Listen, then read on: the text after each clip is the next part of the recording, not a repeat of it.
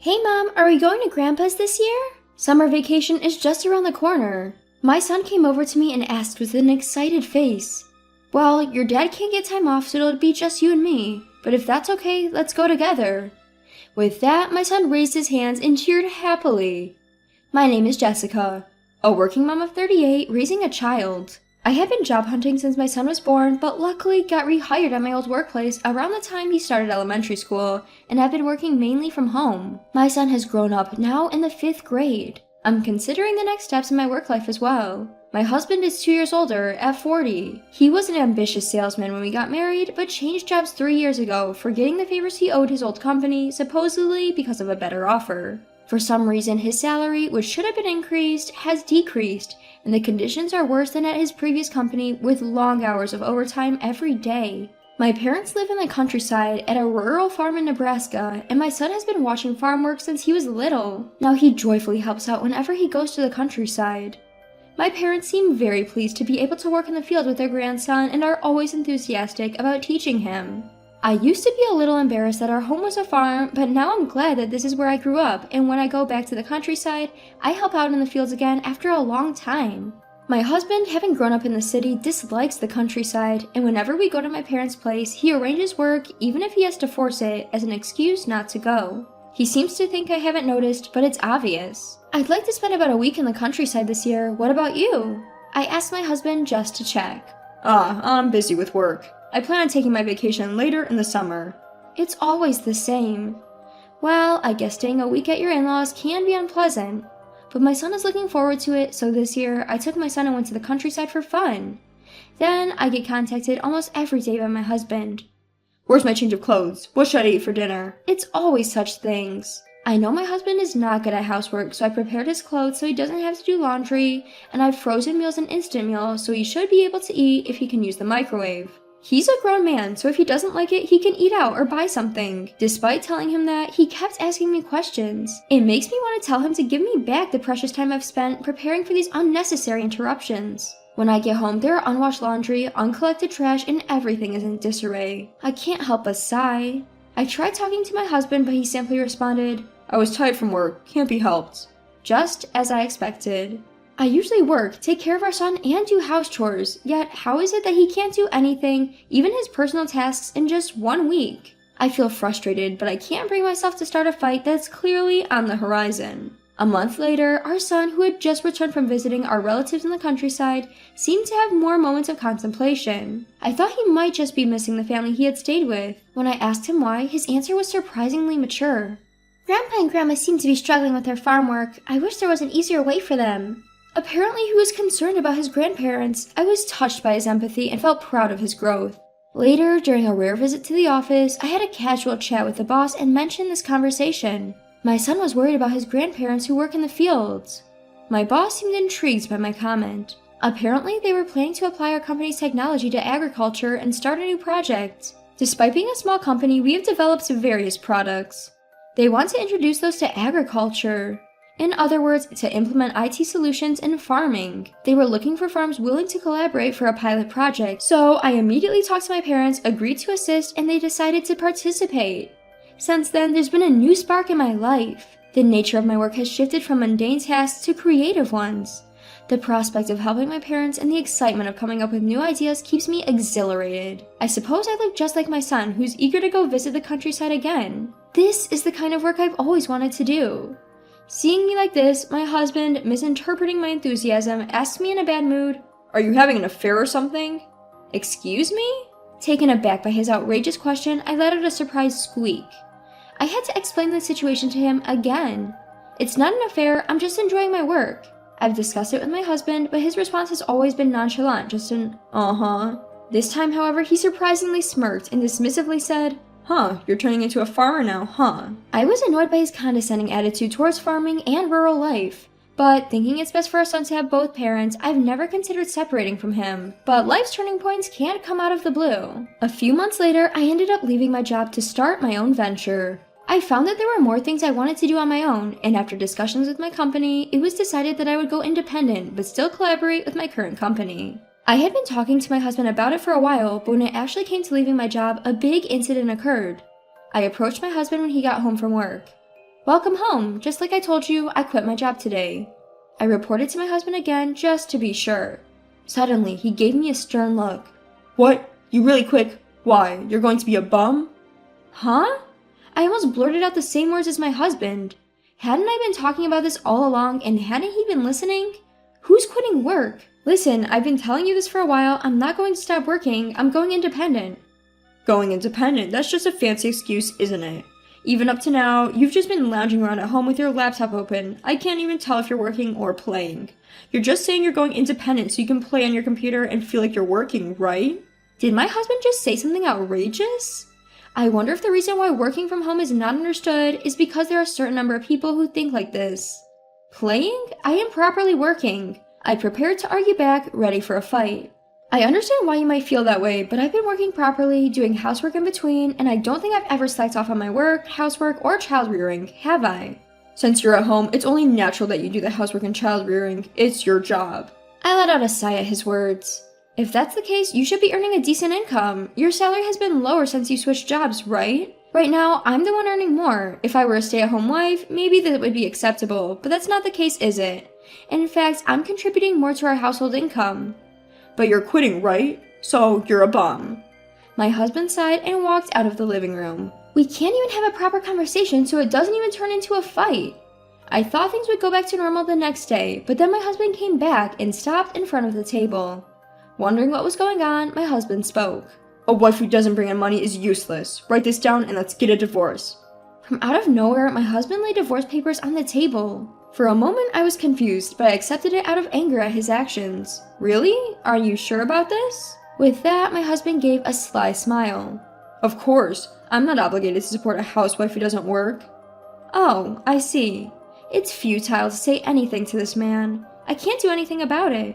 But we have a son, so divorce isn't that simple. When I brought this up, my husband laughed it off. You take him with you. Raising kids is a mother's job, right?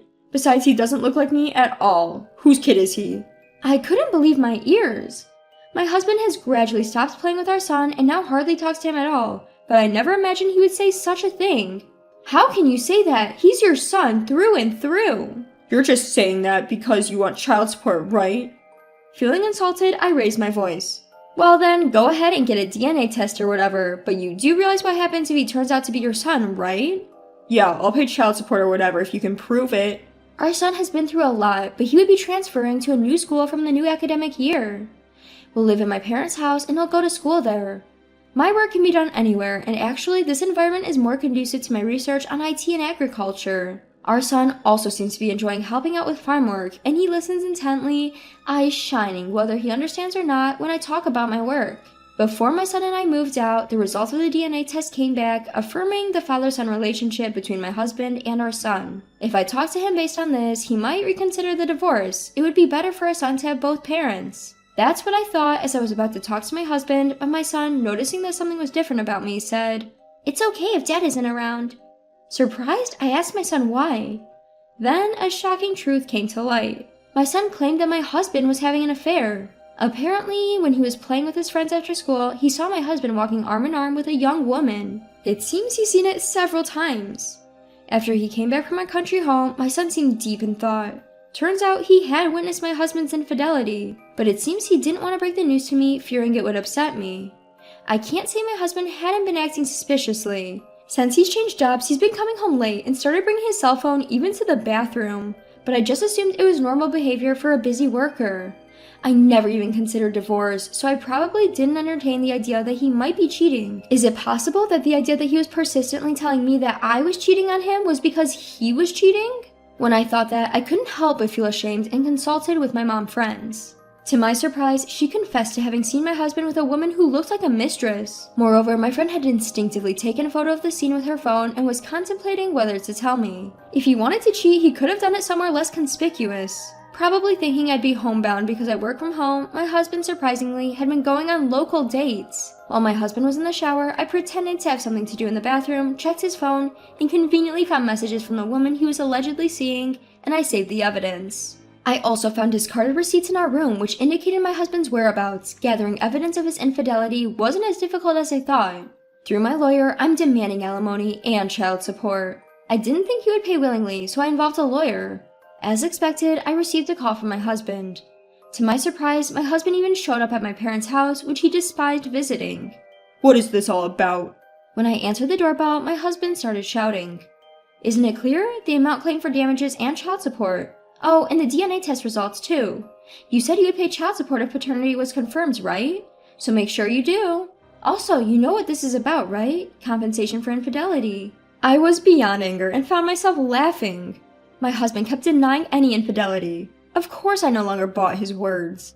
I snatched the envelope he was holding, took out its contents. These are the proofs of your infidelity, so that's the claim for damages. You get it, right?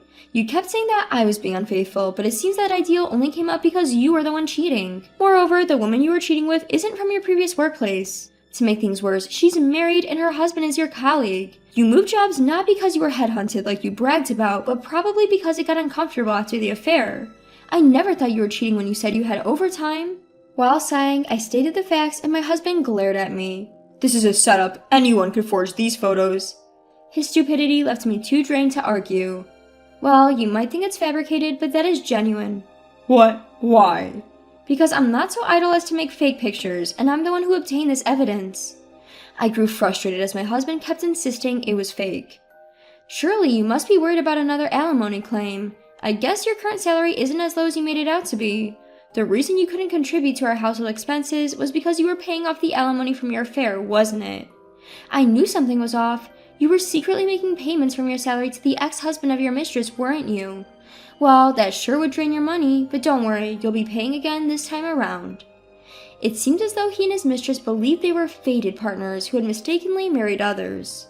If that were the case, he should have just divorced me, but I guess he didn't want to divorce me because he knew he would have less disposable income. This time, my husband was so adamant because he genuinely thought I had cheated in the past and that our son wasn't his.